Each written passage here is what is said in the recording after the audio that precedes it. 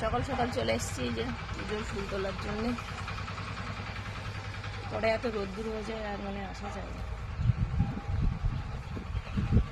সুন্দর হাওয়া ফ্রেশ। কিন্তু চলো এখন কাজ করতে হবে, তো ছাদে বসে থাকলে হবে না, সকাল সকাল করে নিই কাজগুলো। মানে পরে এত মানে দুপুর টাইমে এত গরম হয়ে যায়,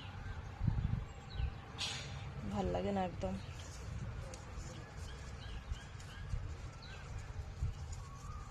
এই পুচকু গাছগুলোতে ফুল মানে ফুটছেই না কোনো রকমে, কেন কি জানি বুঝতে পারছি না।